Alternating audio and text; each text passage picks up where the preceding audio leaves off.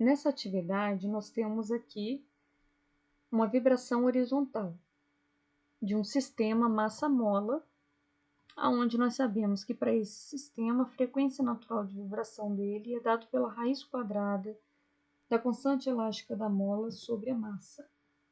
Aqui nós temos o gráfico do movimento, a posição em função do tempo. Então, este movimento aqui linear de oscilação do sistema pode ser representado como uma função de seno e cosseno. E o que nós vamos ver é a equação desse movimento.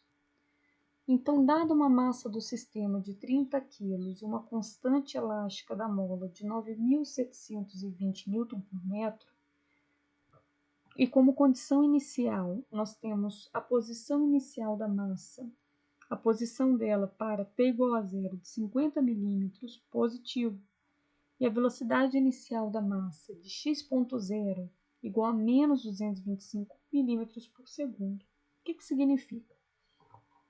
Que essa massa ela foi retirada da posição de equilíbrio dela e o sistema foi posto para vibrar. Quando a gente começou a estudar o movimento e vai cronometrar o que está acontecendo ao longo do tempo, a posição dela, para aquele tempo inicial, foi visto que a massa estava passando pela posição de 50 milímetros, ou seja, está à direita dessa posição inicial, porque a convenção nos diz que a posição vai ser positiva à direita aqui da posição de equilíbrio do sistema. E se a velocidade é negativa, significa que essa massa ela está se dirigindo para a esquerda. Tá? O que nós conseguimos calcular a partir dessas informações?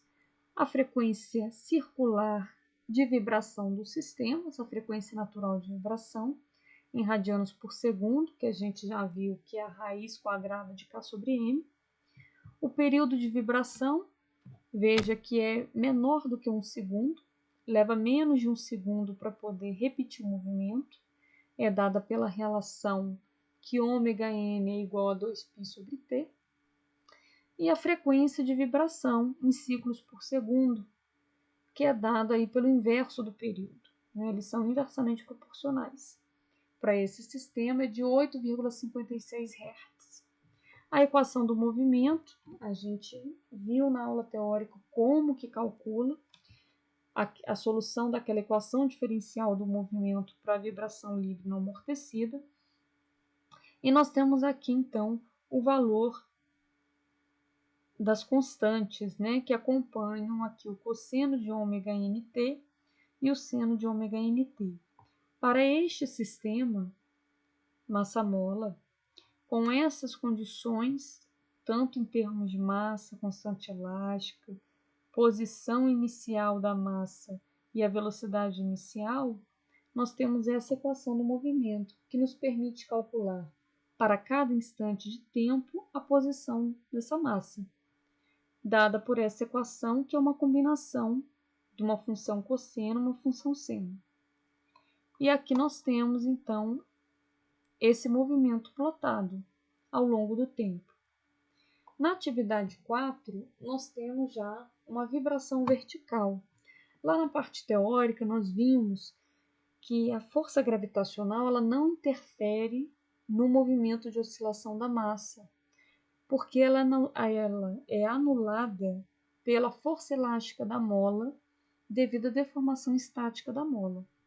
A deformação experimentada quando a gente acopla a massa aqui na mola.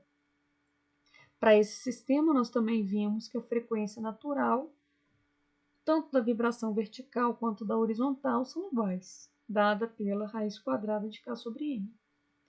Então, baseado aqui nesse sistema, que tem massa de 2 kg e uma rigidez, uma constante elástica da mola de 98 Nm por metro, nós podemos calcular a frequência natural de vibração do sistema, o período de vibração e a frequência de vibração. A partir da condição inicial, sabendo que foi deformada, que a mola foi deformada mais 100 milímetros para baixo, porque aqui está positivo, né? Pela convenção positiva para baixo, Então, esse sistema, a partir da posição de equilíbrio, ou seja, a mola já tinha experimentado a deformação estática, a gente vai puxar essa massa 100 milímetros para baixo. E vamos mantê-la nessa posição com velocidade igual a zero e aí acionar o cronômetro no tempo zero para então começar a estudar o movimento. Velocidade inicial igual a zero.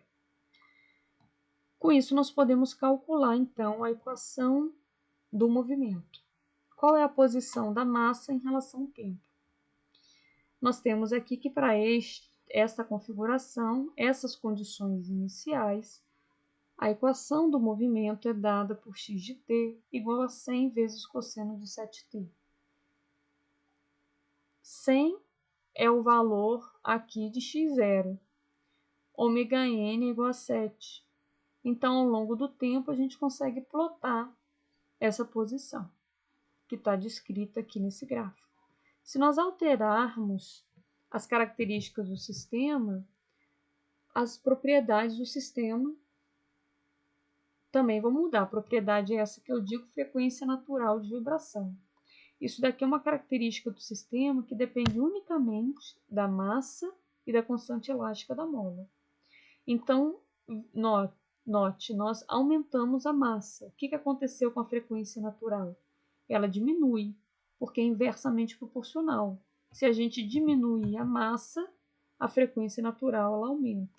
Então, aqui, você fazendo download da sua planilha, você vai poder trabalhar alterando essas informações de forma a você verificar qual seria a resposta, né, a equação do movimento, dependendo aí das condições iniciais.